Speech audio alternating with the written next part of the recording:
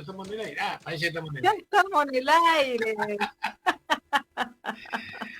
Hola, mis queridos radionautas, feliz Pachamama. Qué lindo volver a verte, Pablo. Bueno, muchas gracias por la Doctor invitación, Pablo Nancy. Carosino con nosotros, un gran profesor, una excelentísima persona. Y el otro día estuvimos hablando en el programa anterior sobre el voto y nos Sí, quedó colgado, porque realmente uno se engancha sí. con vos. El tema de la falta que hay en los jóvenes y en muchos adultos, del desconocimiento enorme, ¿no? En cuanto a lo que es el voto. Entonces vos citaste en un determinado momento el tema de Bloomberg. Yo, sí, bueno, yo cité en el tema de Bloomberg, lo cité por lo que yo te iba a comentar ahí, que ahí fue medio el final del programa, es, es esas cosas que a mí me molesta porque cuando una persona tiene alguna inquietud, después y tiene algún problema que realmente quiere mejorar en la sociedad, después, cuando parece que entra en actividad política, lo defenestran. Y la gente compra los argumentos que son dañinos hacia la persona y se olvidan de el fin noble que tenía en este caso Bloomberg para con los ciudadanos. Fíjate vos que el tema de la inseguridad es un tema que viene inquietando a la sociedad hace muchos años. Después a la hora de votar es como que nos olvidamos, la ecuación económica es la que nos hace prevalecer. Pero Bloomberg, hace muchos años, cuando le habían secuestrado al hijo, él convocó como a 300.000 personas, si mal no me acuerdo, o poco más, poco menos en el Congreso, y él lo que quería era hacer un código penal, reformar el código penal para que la sociedad no tuviese que vivir lo que él había sufrido, que era el secuestro de su único hijo y el asesinato posterior. Y sin embargo, cuando se abrió la tarea política, empezaron a decir si era ingeniero, si no era ingeniero, y lo defenestraron. Y la verdad, cuando yo reflexionaba sobre esto, decía, a ver, ¿qué le suma o qué le resta si es o no es ingeniero? Si él lo que quiere hacer es un proyecto de código penal, a lo sumo si hubiese dicho, soy abogado, bueno, no lo sos, ese es un conocimiento de leyes para hacer un código, pero ser ingeniero, no ser ingeniero no le aporta nada a un código penal. Y lo defenestraron y la sociedad acompañó a eso. Todos se acuerdan de Bloomberg como la persona que dijo que era ingeniero y no era ingeniero. Y la verdad que era un hombre con un deseo de reformar la ley penal para que los otros argentinos no sufran lo que él había padecido, que era el secuestro y asesinato de su hijo. Y esas son las cosas que vemos continuamente en las elecciones, ese afán de destruir al rival. Yo, por ejemplo, en estas elecciones ahora me pongo a escuchar y no escucho propuestas, escucho defenestrar al otro, que si la reta con el tema de Favaloro, que si era Montonera, Bullrich. Bullrich, Massa que tiene un doble discurso, siempre escuchando críticas del otro. Y la verdad que digo, a ver, ¿por qué no dicen propuestas de lo que van a hacer?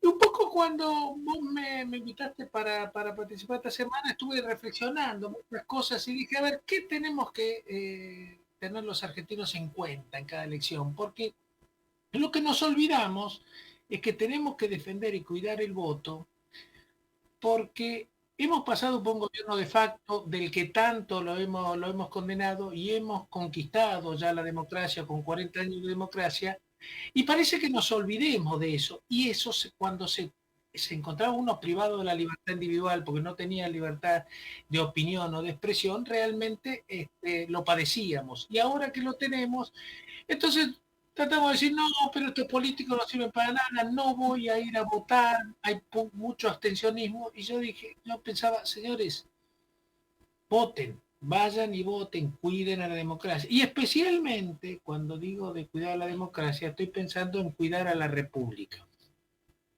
Yo, yo pensaba en ese tema de la república, que es una de las características que tiene nuestro sistema, porque el artículo primero dice representativo, republicano y federal, y la gente no sabe lo que es exactamente una república, y hay muchas veces los funcionarios públicos son antirrepublicanos y nosotros no nos damos cuenta y aceptamos sus diseños aunque sean antirrepublicanos.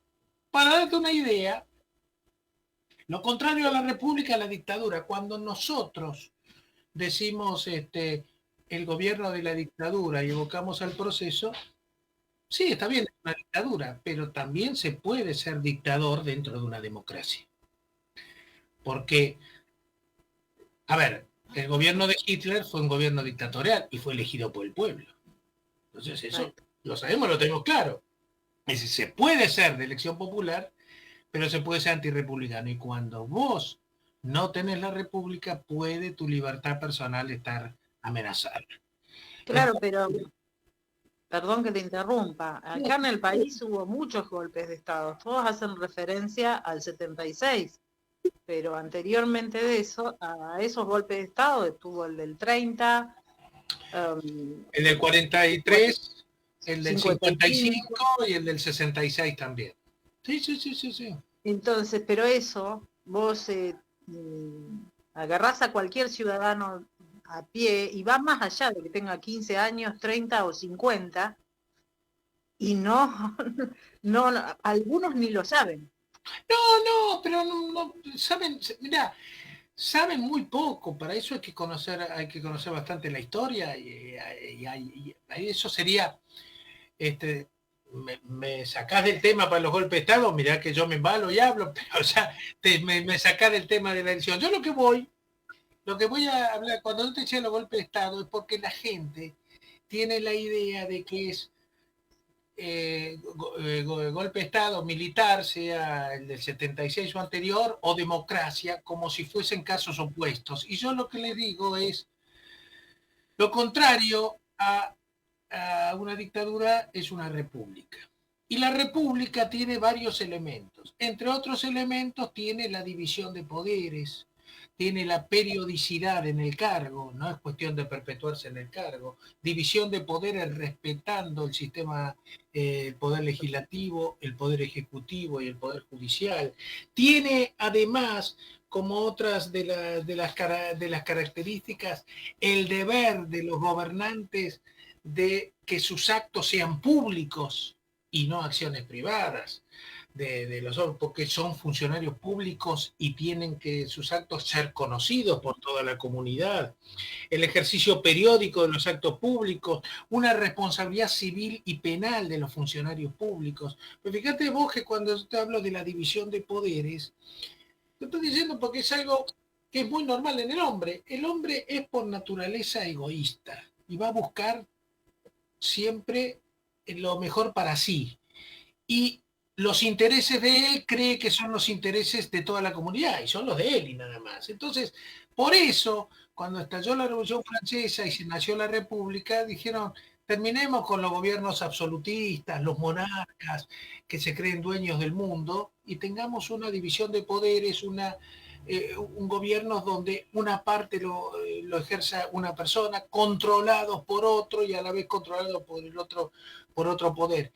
Ese funcionamiento de los tres poderes evita esos absolutismos, porque los gobernantes tienden a querer el poder y acapararlo totalmente. Entonces, para mí, ese es uno de los parámetros fundamentales que tenemos que tener en cuenta en cada elección. Entonces, los problemas económicos, los problemas de seguridad, sí, pero ojo, que si nuestra libertad individual se encuentra amenazada, después vamos a extrañarla muchísimo. Porque estos gobiernos, si respetan la división de poderes y eso es porque no pueden ejercer el poder absoluto. Si tienen un poder militar que los acompañe para quedarse por la fuerza, se quedan por la fuerza. Pero esto sin distinción de banderías políticas. Mirá lo que es el sistema de Venezuela, el sistema de Nicaragua u otros tantos que se dicen democráticos pero están amenazados. Pero acá porque no tienen ese poder militar que lo acompañe. Pero fíjate vos, con, por ejemplo, el gobierno actual, los gobiernos anteriores también. como la intromisión del Poder Ejecutivo en el Poder Judicial.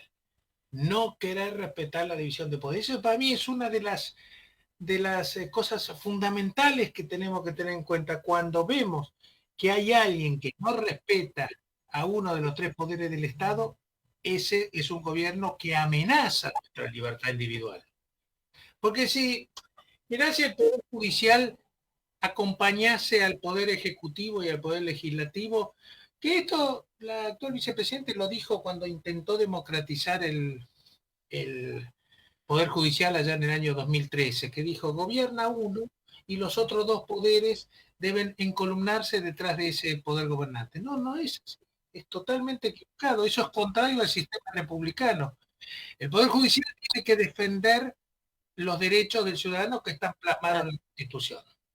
Porque si a mí, si tengo un Poder Judicial que acompaña al gobernante y el gobernante pisotea mis derechos, me quiere sacar mi propiedad, lo que sea, ¿quién me defiende a mí? Entonces, ese sistema republicano que está en el artículo primero de la Constitución es fundamental que sea preservado. Entonces, la gente es libre para votar el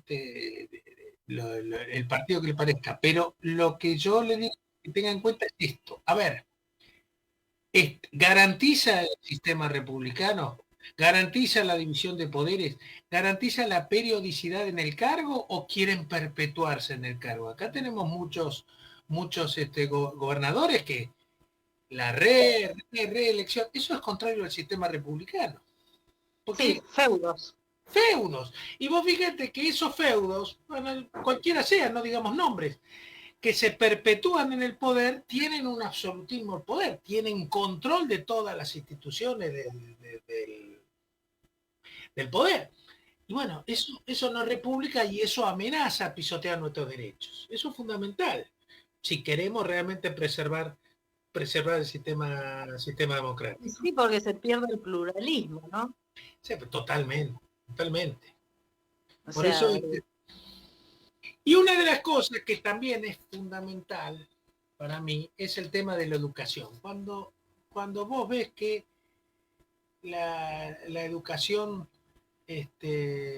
se va minando y se iguala hacia abajo porque ya no queda estigmatizado el alumno si no aprueba, no puede repetir de año. Eso es una locura.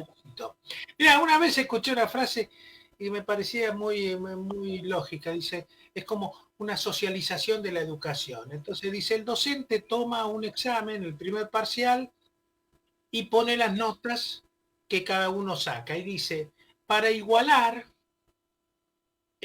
vamos a sumar todas las notas, dividimos por la cantidad de alumnos y le ponemos. Y sale 6 como promedio general a cada uno. Entonces, el siguiente examen, la cantidad de puntos es menor y al otro menor. ¿Por qué? Porque no se premia el esfuerzo, porque no se premia la educación. Entonces todo ¿para qué voy a estudiar si total me van a poner la misma nota que los otros? Y entonces se iguala para abajo. Pues es que cuando yo sabía que me dijiste que íbamos a encontrarnos, estaba yo leyendo un libro y rescaté unas frases que te las voy a leer y después vamos a decir quién es. Dice, nosotros, necesitamos escuelas porque ellas son la base de todo gobierno republicano. Ningún país en el mundo está en peores condiciones, señores, que el nuestro para ser república, porque estamos divididos en aristócratas y plebeyos, y esa división es el fruto de la educación mala que se da.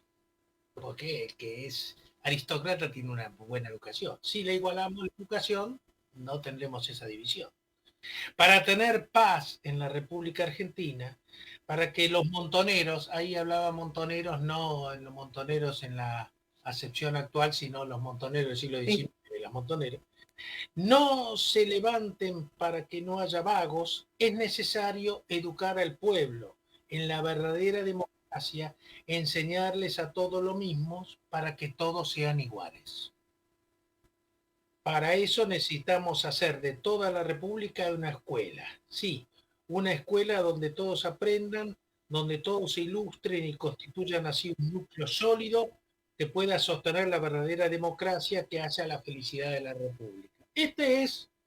Esta frase la dijo Sarmiento cuando había sido nombrado presidente de la República al momento que arribaba a Buenos Aires, que venía de Estados Unidos, y le habían hecho una nota y hablaba antes de ser presidente de lo que traía de las escuelas de Estados Unidos. Ya fíjate, muy vapuleado después, pero en definitiva él quería, con una educación igualitaria para todos, dar una igualdad de oportunidades. Por eso dije, ese es otro ítem. Esto es inclusión. Eso es inclusión. Eso es inclusión. Y te estoy hablando del año 1868, cuando Sarmiento iba a asumir la presidencia. Y si le hubiesen hecho caso y todo lo que eso se hubiese hasta hoy en día, tendríamos una mayor igualdad y igualdad de oportunidades porque todos serían educados. Entonces, hacer hincapié en la educación, la república, etcétera, son valores supremos. Es que yo pienso que en determinado momento la educación argentina fue de una calidad muy buena, o sea, era enciclopedista, no había tanta diferencia entre un colegio privado y un público. Sí, pero aparte de la no diferencia, había una conciencia de educación y la obligatoriedad de la educación estaba. Y entonces, cuando esa educación era obligatoria, pero además era exigente, bueno, se lograban grandes resultados. Fíjate, yo soy descendiente de inmigrantes y mi abuelo era el mayor de 18 hermanos, hijo de inmigrante. Y no, él no tuvo una formación terciaria, ni mucho menos, porque tuvo que salir a trabajar para ayudar al padre, porque eran muchos los hermanos. Y sin embargo, tuvo buen trabajo, tuvo buen pasar, y cuando murió ya siendo una persona de clase media, y sí te diría clase media alta también. ¿Pero por qué? Si era hijo de inmigrante, venía acá porque trabajaba, sí, porque trabajaba, pero la cultura del trabajo también lo tuvo con la educación. Y bueno, esas son las cosas que hemos ido perdiendo. Y esos valores, quien defiende esos valores es uno de los ítems que tenemos que tener en cuenta a la hora de votar, porque son los valores supremos. Quien preserva la república, quien garantiza una división de poderes, quien no se quiere perpetuar en el cargo, quien quiere realmente fomentar la educación.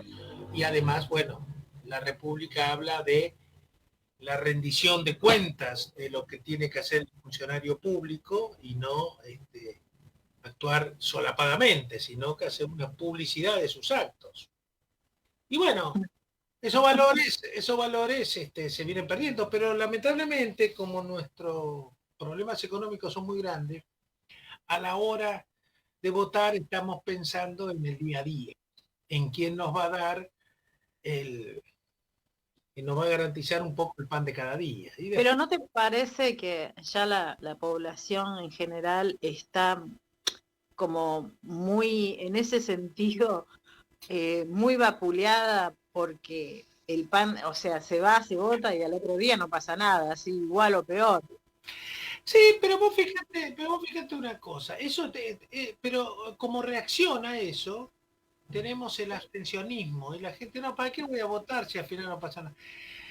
Pero yo le diría a la gente que razone de otra forma, digo, nadie quiere volver a un sistema no democrático, pero entonces tenemos que perfeccionar la democracia. El problema que nos pasa es que no nos damos cuenta, nos deberíamos dar cuenta que al gobernante, que realmente la dirigencia política está bastante deteriorada a mi gusto, pero no le interesa, yo no veo gobernantes que les interese demasiado la cosa pública como que les interesa el poder. Entonces, para poder conquistar el poder necesitan el voto. Entonces, en definitiva, el arma es nuestra, con el voto. El problema es que nosotros no castigamos con el voto al que no cumple con los requisitos que nosotros queremos para ser gobernante. No digo que sean los requisitos correctos, lo que cada uno quiera. Pero entonces vos ves que ahora están, que le ofrecen un televisor, que le ofrecen un plan, que le vamos a subir la cuota jubilada, nadie se la cree y bueno, votan. No sé si lo votarán o no lo votarán, cada uno que haga lo que quiera. Yo creo que la gente lo que tendría que decir es, yo a vos no te voto porque yo quería la seguridad y no hiciste nada por la seguridad. Si la gente hubiese tenido ese pensamiento al tiempo que Bloomberg convocaba a la gente en el Congreso y decía, supongamos que hubiese sido la prioridad la seguridad, hoy por hoy se encargarían de la seguridad. Sí. ¿Por qué? Porque el que no se encarga de la seguridad no es votado. Pero a la hora de votar nos interesan las cosas mundanas, superficiales y no nos preocupamos de la seguridad. Entonces, todas las elecciones estamos con el mismo problema de la inseguridad, de que nadie hace nada por eso.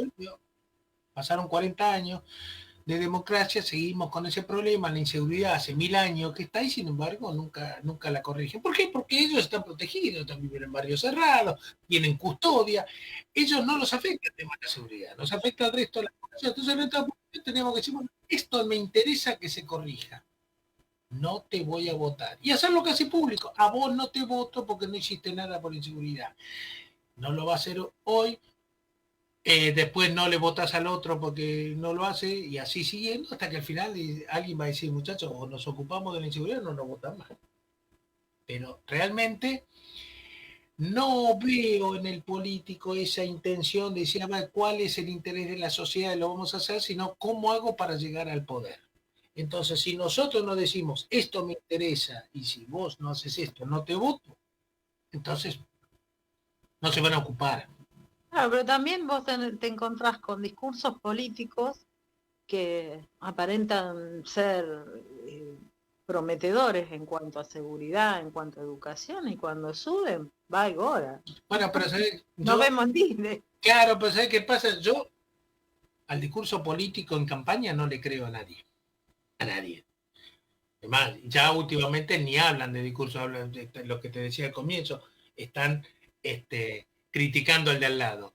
Yo le diría a cada uno, es más, yo esta semana hice el ejercicio, agarré una lista y dije, a ver, voy a googlear a los candidatos. Y generalmente tenés a los diputados, figuran en el Google. Entonces, digo, bueno, a ver qué gestión hicieron, a ver qué proyecto presentaron, si ya fueron legisladores. Y si no fueron legisladores, saber con qué pergaminos o antecedentes vienen. Entonces, yo te decía la semana pasada, para ser funcionario o magistrado judicial se requiere ser abogado. Bueno, esa por lo menos ya es una condición. Para ser político no se requiere ninguna condición. Entonces digo, bueno, voy a googlearlo, porque la verdad que si ese diputado, candidato a diputado, es barra brava, como el que te dije la otra vez, a mí no me interesa. Al que le guste barra brava, que lo vote, a mí no me interesa. Ahora, si es licenciado en ciencias políticas, sí, fue diputado y presentó un proyecto de tal cosa que es un tema que me interesa, bueno, este es un diputado que me interesa. Es cierto, forma parte de la lista sábana, difícilmente puedan todos conformarme, pero si me conforma la mayoría ya es una cosa. Si yo tengo en ese listado un barra brava, a mí personalmente no me gusta nada, de que le gusta, le gusta. Yo diría, me lo pusiste quinto, sexto en la lista, un barra brava, ¿por qué me estás metiendo un barra brava? ¿Cuáles son sus pergaminos? ¿Es buena persona o es que es puntero político que a vos te protege? Entonces capaz que ya con eso condeno a toda la línea, no, no me gusta porque me está queriendo vender fruta en un lado. Entonces esta lista no la veo. Ahora, si yo veo una lista personal donde haya gente que tiene la idoneidad que yo busco, otros no tienen antecedentes, pero son gente normal, de familia normalmente constituida, de un trabajo y con algunas inquietudes políticas, bueno, hace ese, y su plataforma dice cosas que más o menos comulgan con mi forma de pensar, capaz que le doy el voto. Creo que nos está faltando también a nosotros tomar un poco de responsabilidad ante el voto y decir, bueno, a ver, es mi deber como ciudadano que tratar de que nos voten el mejor candidato posible. Entonces voy a estudiar un poquito la lista, o conocer un poco las ideas, la plataforma, se votamos una vez cada 2 años, es un pequeño esfuerzo de una semana. Claro, pero volvemos a lo del principio, a la educación. Bueno, ahí está. Bueno, pero yo sostengo de que hay gente, hay gobernantes que no quieren que la gente sea educada porque la persona educada va a ser más demandante. Una persona que no es educada, quizás le das la bicicleta, como ahora estaban ofreciendo, o un televisor y se siente contento. A mí vos me vas a dar una bicicleta, no, pará, que eso no, yo no quiero una bicicleta, yo quiero, a ver, qué Seguridad. plataforma tenés. Entonces, el que es un poco más educado va a ser más demandante. Por eso, el gobernante no va a querer educar. Ahora, si yo tengo a ese que ya no me gobernó, que no hizo nada por la educación, sino todo lo contrario, trataba de embrutecer, ya está, ya a ese le puse la cruz, ya no lo quiero. ¿Entendés? Pero Sí. no suele ser esa la ecuación que gobierna el mundo. Siempre estamos pensando en los temas económicos. Y estamos pensando en los económicos, y ahí cuando dicen, bueno, ahí hay que dividir al que trabaja o al empresario, al industrial. No necesariamente lo tiene que hacer así, porque yo también, respecto del industrial, digo, bueno, vos querés lo que se pregona siempre, una libre competencia, o vos querés que te protejan tu industria. Y ahí estamos en la misma. Siempre, en definitiva, tenemos que cada ciudadano quiere el gobernante que vaya a responder mejor a sus intereses, porque todos somos egoístas, todos queremos lo nuestro. Por eso yo pregono una división de poderes, porque yo mismo, si yo fuese gobernante, seguramente con ese egoísmo natural del hombre voy a querer todo para mí. Y para evitar que yo me convierta en un dictador, la mejor forma es que alguien me controle. Y los sistemas republicanos hacen que vos me controlas a mí, yo te controlo a vos, otra persona nos controla a los dos, y así es como funciona esta institución de la República. Y está bien. Y no es obsoleta, como algunos han dicho, porque algunos políticos han dicho, no, que esto viene de antiguo, esto ya está superado en el tiempo. No todas las cosas que son antiguas son malas. Las vacunas cuando aparecieron fueron buenas. Y lo que la República quiso poner es un límite al poder absoluto de los reyes. Y lo que ahora los políticos quieren con estos gobiernos absolutos, perpetuarse en el poder, que no haya división de poderes, combatir a la independencia del Poder Judicial, combatir al Poder Legislativo, hacer que el Poder Legislativo responda a los intereses del Ejecutivo, es poner un absolutismo moderno, es volver más atrás de lo que fue la República. Sí, perder la democracia. Perder la democracia. Sí. Ahora, yo me hago una pregunta. ¿Las encuestadoras influyen en todo esto? ¿Con esa guerra que hay? Mira, yo creo, las encuestas últimamente no vienen acertándola mucho, pero para mí hay muchos intereses en el tema de las encuestas. ¿Quién paga esa encuesta como para hacerla? Entonces, porque de repente, vos fíjate, te hago un ejemplo hipotético. Si yo, por ejemplo, hoy puede ser, vamos al ejemplo de la elección que se viene ahora. Milei puede llegar a ser un obstáculo para Juntos por el Cambio en una cuestión de la oposición, se puede distribuir entre esos dos partidos. Si sale una encuesta que diga que Massa está ganando en forma abrumadora, quizás yo pueda decir, esa encuesta puede ser tendenciosa para que el que sea antikirchnerista no vote a Milei, sino vote a Juntos por el Cambio, porque quiere primero que pierda el oficialismo antes de su interés personal. Entonces, puede ser una encuesta intencionada para condicionar al voto. Entonces, ¿quién me garantiza que esa encuesta no es tendenciosa? No sé, porque la verdad que las encuestas a veces se equivocan. Sí.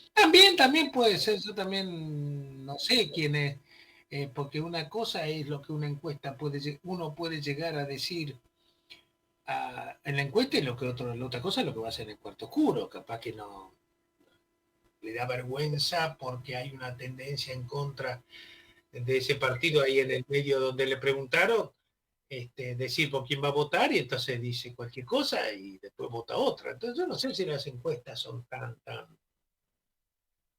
Son certeras. raras.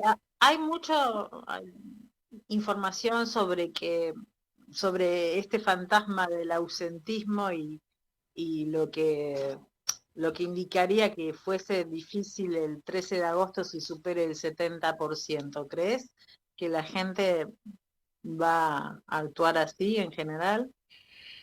Yo creo que sí, que va a haber mucho ausentismo, pero creo que va a haber ausentismo también un poco por la desilusión de la gente y otro poco porque son las PASO. La gente a veces le molesta tantos actos electoral para dirimir unas internas, que es un problema de los partidos políticos a las que no tienen por qué meternos a nosotros, que lo defina cada partido político.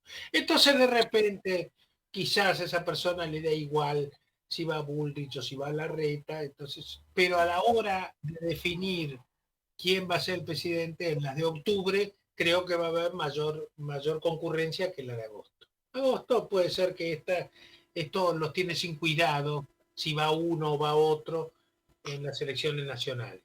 No creo que haya tanto ausentismo en las elecciones de octubre, porque creo que la gente está muy desilusionada con la dirigencia política, pero también sabe de que de esta tenemos que salir y si no estamos muy mal. Entonces, si de repente tiene una idea, por ejemplo, que este gobierno fue un desastre y que hay que sacarlo, o que si vuelve junto por el cambio va a ser peor todavía, entonces sea una tendencia o sea otra, o que Milei porque quiere un cambio total, yo creo que la gente sabe que estamos en un estado calamitoso y que para que no nos caigamos definitivamente al precipicio, hay que votar o tiene que gobernar un determinado signo político y entonces va a responder al problema ese, pero en octubre, no en agosto. En agosto no. Esto no. Es que es lo que vos dijiste el otro día, de que había mucho lapso de tiempo. Sí. Mucha gente comulgó con vos, que es horrible la cantidad de tiempo de las pasos hasta la elección general. Vos fíjate que hoy el dólar, no sé, no vi los valores, pero sé que había pasado los 600 pesos, no sé después cómo cerró. Esto es porque por una inquietud en el mercado, también un poco por la seleccionada. Supongamos que el resultado electoral de agosto sea desastroso para los mercados, como pasó en la reacción de los mercados cuando perdió estrepitosamente Macri en la PASO de la elección pasada. Y se va el dólar a valores siderales porque es un mercado que muy sensible. ¿Cómo llegamos hasta diciembre? ¿Cómo llegamos hasta octubre y después diciembre? ¿Sí? Si los mercados están sensibles y se va el dólar y se dispara para arriba y ya sabemos que si el dólar se disparan los precios y después aunque el dólar baja ya los precios no bajan. Entonces, ante un mercado tan sensible por cómo es la economía nuestra, yo creo que las elecciones tendrían que ser Más más, corto. más cercanas una a otra. Y yo diría hacer octubre, noviembre y diciembre, hacer primera, segunda vuelta y la asunción al cargo y listo. Y en 2 meses liquidamos todo esto. Porque si no es veces estrepitoso, me parece a mí. Sí, Pero sí, sí, no, contá. no, ahora medio se me fue. No, preguntame vos. Había pensado en una cosa, pero ahora se me fue porque me había quedado con este pensamiento. No, está bien. El tema era que estábamos en lo mismo, ¿no? Estaba leyendo de que en el 2000, tanto en el 2015 como en el 2019, la cantidad de gente que fue a votar se duplicó cuando llegó la elección general. Claro, eso es tal cual.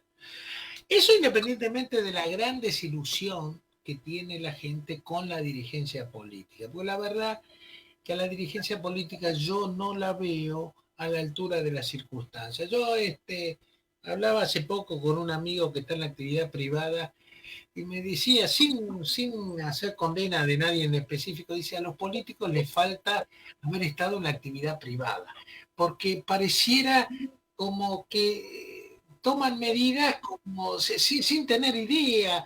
Entonces, y no, y hay que aumentar la falta y aumentar el sueldo. Bueno, a ver, y cerrar las importaciones, y bueno, ¿qué hacemos? Porque si vos me subís los impuestos, si me prohibís importar insumos, si me prohibís exportar y pagás sueldo, ¿y con qué lo pago sueldo? Si no produzco, no puedo producir nada. Es decir, viven en un mundo que es una burbuja y teorizan sobre cosas y después Sí, que en la práctica no es aplicable. No. Porque uno, por ejemplo, la ley de alquileres que sacaron Bueno, ahí tenés. La ley de alquileres es una ley que se ve que es un desastre. Se veía con esa ley de alquileres que iba a disminuir, porque ya lo hemos vivido esto. Con esas ideas proteccionistas hacia el inquilino, disminuye la oferta de inmuebles, luego, al aumentar la demanda y poca oferta, los precios se van para arriba y nadie alquila porque ponen precios fijos, determinados, con un índice de actualización ya determinado. Hay una falta de libertad para poder contratar. Entonces, esto hace que los alquileres caigan y no haya oferta de alquileres. Perfecto, tenemos un caos habitacional muy grande. Bueno, muchachos, hay que tratar la nueva ley de alquiler, no la tratan. Ahí está como se ve que eso no los afecta a ninguno de ellos. Porque si no se reúnen para eso, están tratando otros temas. ¿No? Muchachos, esto es lo más importante, porque es la crisis habitacional de toda la gente. Y tenemos esta ley que desde que nació la han condenado tanto de un lado como del otro, ya lleva 3 años de vigencia, sostienen de que hay que cambiarla y nunca la cambian, nunca se reúnen para cambiarla. No, es tremendo. Es tremendo porque hay mucha gente que está a las puertas de quedar en la calle. Sí, tal cual. Porque ya en algunos casos ya los 3 años se cumplen. Y ya se están cumpliendo ahora, porque esto en julio se cumplieron 3 años de la sanción de la ley, entonces van a ir venciendo todos los contratos firmados con la nueva ley. No, es tremendo y el mercado se ha reducido y está colapsado realmente. Sí, pero no hay una inquietud por por tratar ese tema, no les interesa, están en otra cosa. Entonces, mira, yo a veces con el tema de los políticos siempre pienso, a ver, yo a veces digo, el gobernante tendría que actuar como actúa una persona con su economía familiar.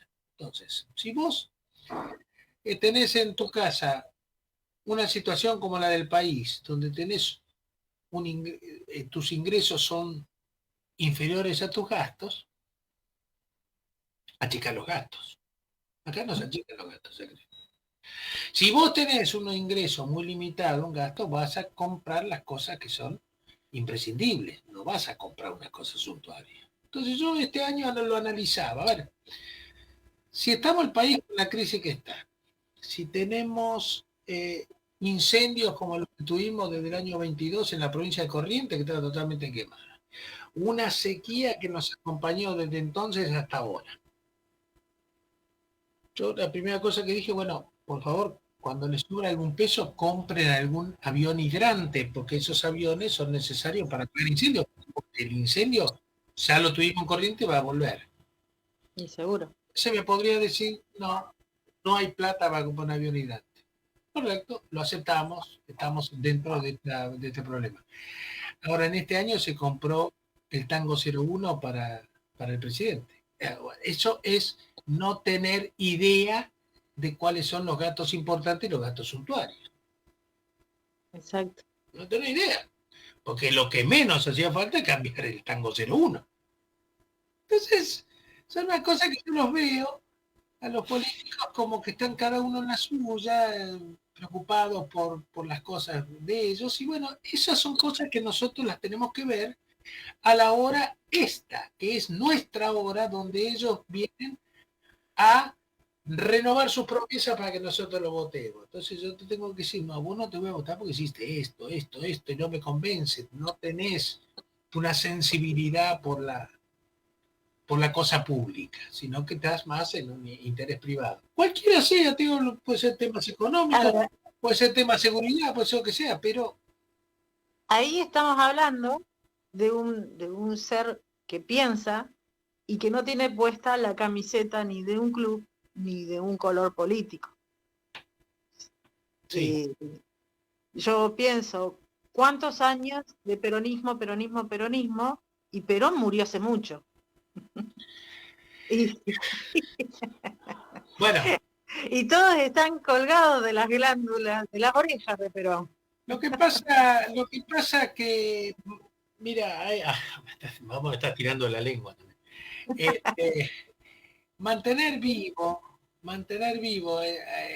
ese personaje hace que este, no evolucionemos. Entonces vamos y pensamos más. A esta altura, hablar del peronismo hablar de Perón es un poco alocado, porque Perón tenía unas ideas que podían convencerte o no, pero respondían a un mundo totalmente distinto. No tiene absolutamente nada que ver el mundo que hubo hasta el 74, cuando murió Perón, al mundo que es en la actualidad. Pero a veces nos gusta mantener vivo el recuerdo de eso para que nada cambie. Y eso es, por eso no evolucionamos. Mira, te lo llevo a otro terreno, y ya entro en un terreno más fangoso. Por ejemplo, hoy se sigue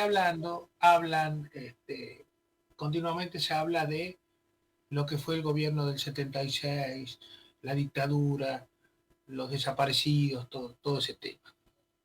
Eso fue nefasto y una barbaridad. Pero pasaron ya, llevamos 40 años de democracia, pasaron muchísimos años. Es hora de que la historia se encargue de juzgar eso, y la historia juzgue sobre la existencia de lo que fue el gobierno militar, de lo que eran los guerrilleros anteriormente, y hagan un combo completo de todo lo que fue el periodo de historia, cómo se hacen las investigaciones de los hechos históricos, no con una visión parcial de lo que fue la represión de Estado y nada más. Pero yo siempre pongo, y creo que lo he visto en clase, no sé si en la clase donde estabas vos, pero yo siempre pongo este ejemplo. Allá en los años 70, 75, el mundo estaba con el mundo comunista y el mundo capitalista, y estaban los de un lado de la cortina y los del otro lado de la cortina. En el mundo occidental estaba Estados Unidos, Alemania Occidental, Inglaterra, y estaba Japón también. Japón formaba parte de Occidente.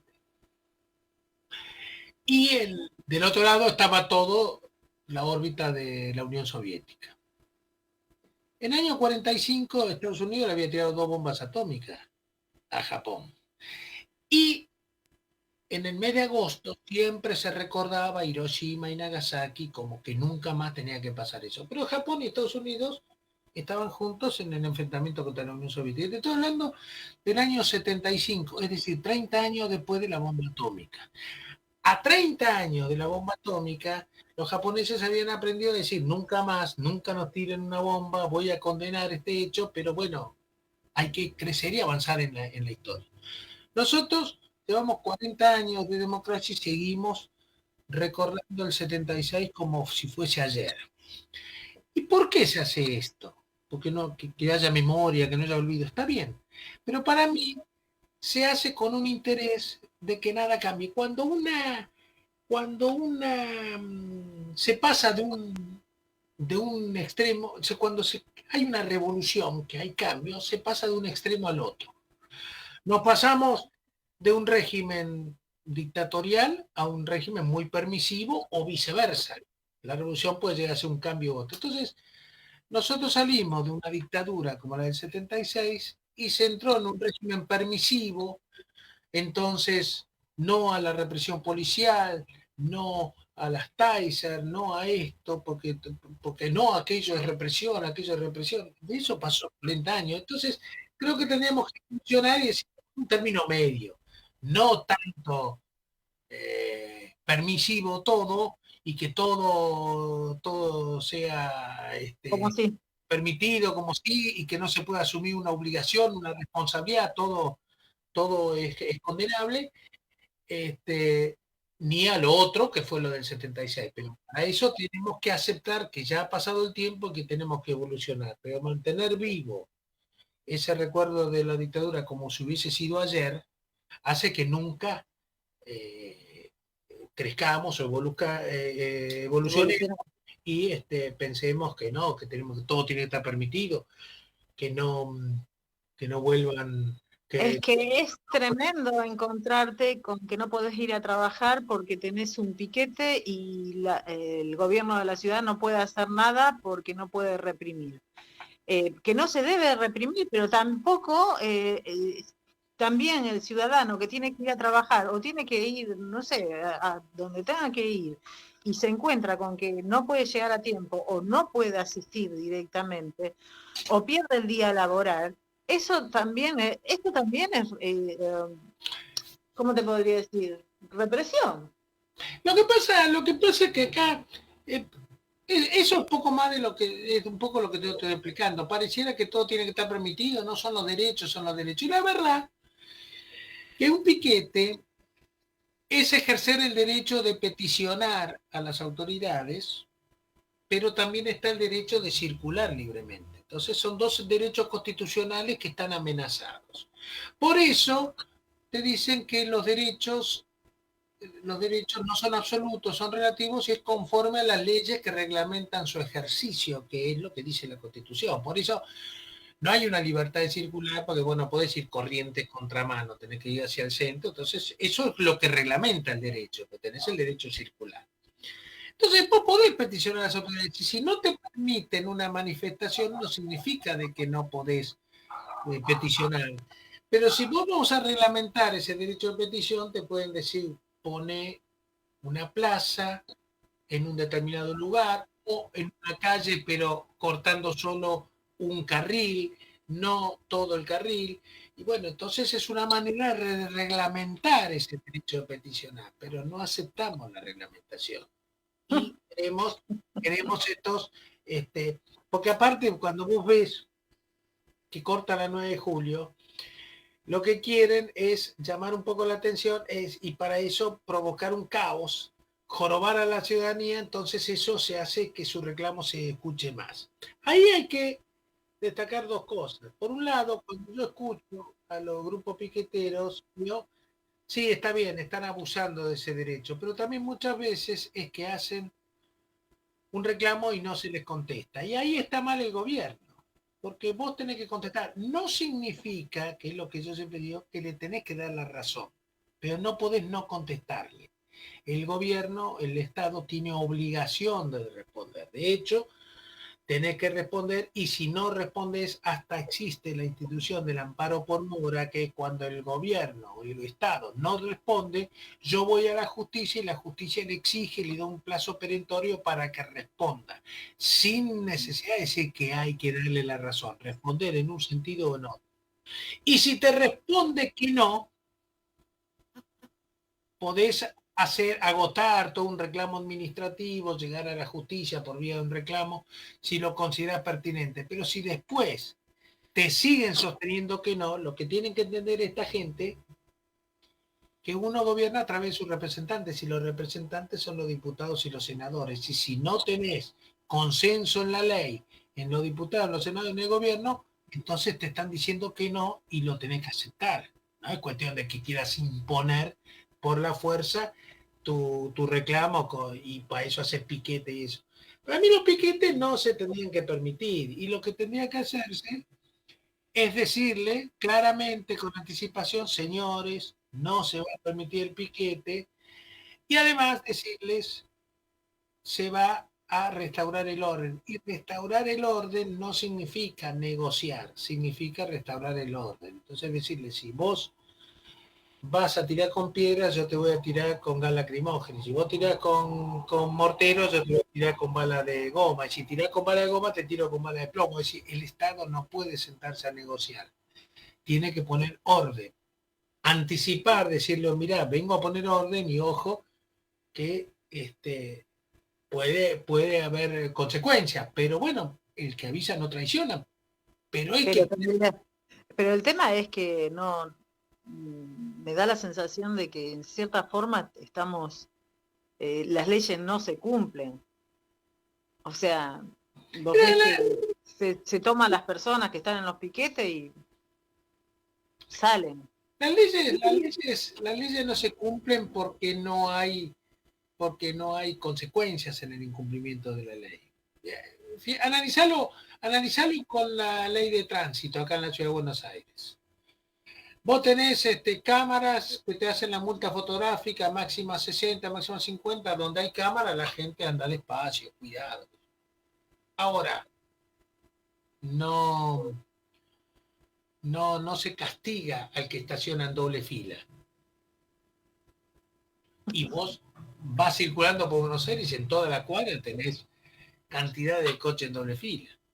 Si de repente al que estuviese en doble fila le pasa un cochecito sacándole fotos y después le llega multa y multas caras, vas a ver cómo la gente no estaciona más en doble fila. Entonces el tema, eso lo hemos visto cuando vimos el concepto de derecho, donde la ley tiene el hecho antijurídico y la sanción. El hecho antijurídico, el que matare a otro, tiene esta pena.